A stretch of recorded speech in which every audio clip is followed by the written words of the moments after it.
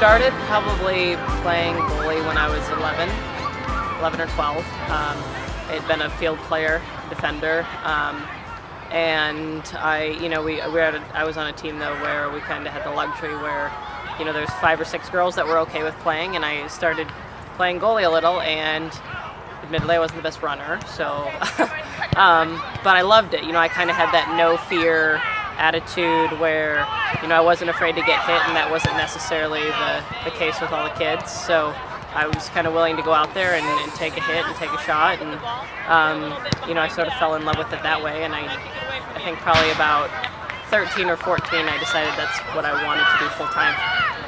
One of the things for me, there's kind of 2 sides of goalkeeping at the youth level, and one of the biggest things for me is I think kids specialize too young actually, where they go and they play all one position, and I think that as long as you can, up until that 13 range, if you can help it.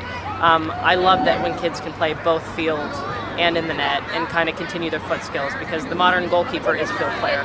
If I touch the ball 50 times in a game, 40 of them are with my feet, and then the other 10 are actually saves.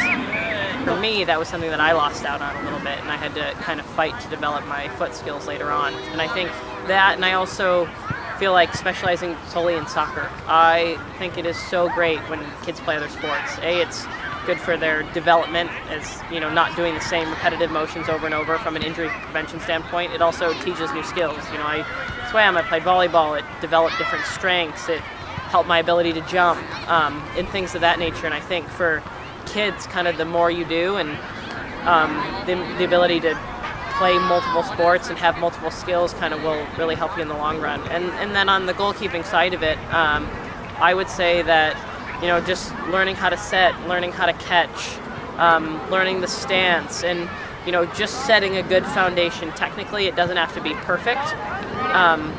I would say is kind of the biggest thing. Are my hands right? Is my set position? Am I not falling back when I'm catching the ball?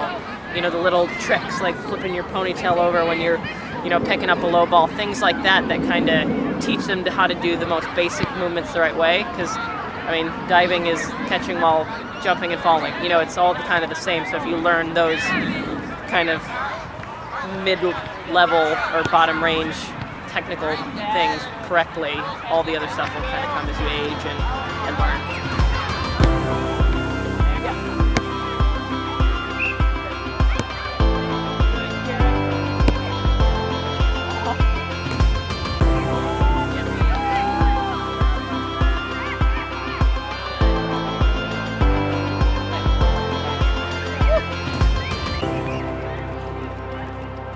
Except blow out. Can you bowl it nice and smooth, please? Trainings run once a week for goalkeepers.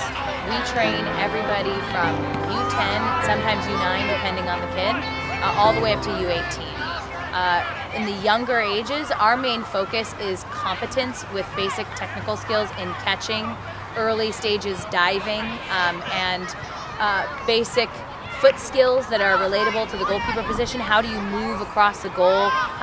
What is your positioning like, depending on where the threat of the shot is coming from?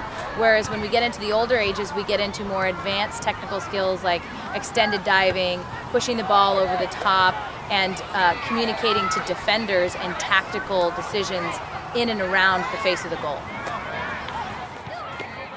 Goalkeeper is simultaneously a terrible position and a wonderful position. I think that one of the best things about goalkeeping is it is a lesson in humility and sacrifice, and knowing what it's like to sacrifice for your team.